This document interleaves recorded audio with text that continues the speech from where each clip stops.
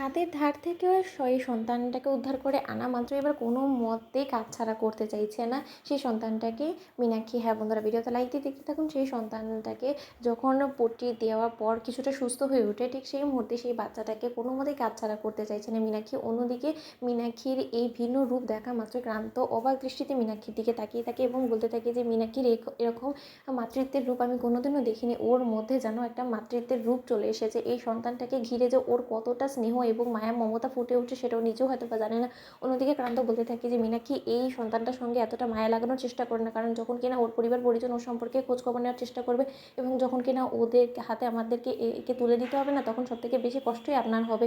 অন্যদিকে মীনাক্ষী বলতে থাকে যে আর যদি এমন হয় যে ওর পরিবার পরিজন কোনোদিনও ওকে খুঁজেই পেল না এবং ওকে এখানেই রেখে দিতে হলো, তাহলে আপনি কী করবেন বলুন তো। অন্যদিকে ক্রান্ত বলতে থাকে যে তার মানে আপনি কী বলার চেষ্টা করছেন বলুন তো। অন্যদিকে মীনাক্ষী বলতে থাকে যে দেখুন না, যদি ওর খোঁজ খবর করতে করতে কেউ যদি নাই আসে, তাহলে বরঞ্চ আমরা এই সন্তানটাকে এখানে রেখে দিব। আমি নিজে ওকে কোলে পিঠে করে মানুষ করব, কারণ জানেন তো আমার জীবনে আমি স্ত্রী হয়েছি, আমি একজন মাও হতে চলেছিলাম, কিন্তু তার সত্ত্বেও সেটা সম্পূর্ণরূপে একটা মিথ্যে অভিনয় ছিল। আমার কিন্তু মাতৃত্বের সুখ কোন মেয়েই না চায় বলুন তো, কিন্তু আমি তো সেই সুখ কোনোদিনও পাবো না, সেটা আমি খুব ভালো করেই জানি। তার জন্য এই সন্তানের মাধ্যমে যদি আমি মাতৃত্বের সুখ পেতে পারি, তাহলেই বা কিসের এত সমস্যা বলুন তো। আমি আপনাকে বলছি না যে ওই সন্তানটাকে আমরা জোর জবরদস্তি অধিকার বলে এখানে রেখে দিব, কিন্তু যদি কেউ খোঁজখবর নিতে নাই আসে, ওর অবধি কেউ যদি নাই পৌঁছতে পারে, তাহলে শুধু শুধু অন্যের হাতে কেন আমরা তুলে দিতে যাবো বলুন তো।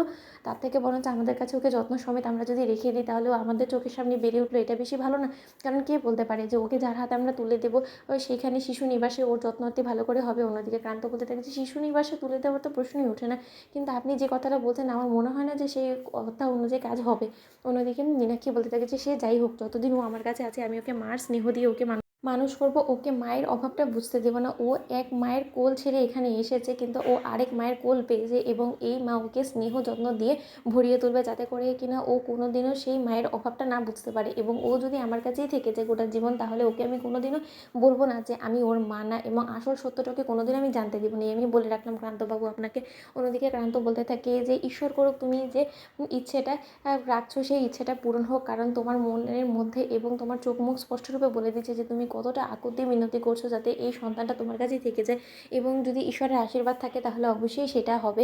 তুমি চাইলে ওকে রেখে দিতে পারো, আমার তাতে কোনো রকম কোনো আপত্তি নেই, কিন্তু এই সন্তানটাকে রাখতে হলে কিন্তু তোমাকে যথেষ্ট পরিমাণে বেগ পেতে হবে, কারণ অবশ্যই ওকে তোমার লিগালি অ্যাডপ্ট করতে হবে। এবং লিগালি তুমি ওকে যতক্ষণ পর্যন্ত না অ্যাডপ্ট করছো, ততক্ষণ পর্যন্ত তুমি ওকে কোনো মতেই নিজের কাছে রাখতে পারবে না। তুমি এটা বুঝতে পারছো তো আশা করি। অন্যদিকে মীনাক্ষী বলতে থাকছি সব কিছু ফর্মালিটিস আপনি কমপ্লিট করে দিন না যত শীঘ্র সম্ভব, আমি ওকে অ্যাডপ্ট করতে চাই, কারণ এখনও পর্যন্ত কেউ যখন ও সন্ধান করেনি, তাহলেও আমার মনে হয় না করবে আদৌ। তো বন্ধুরা লাইক কমেন্ট শেয়ার করো, সাবস্ক্রাইব করতে ভুলো না।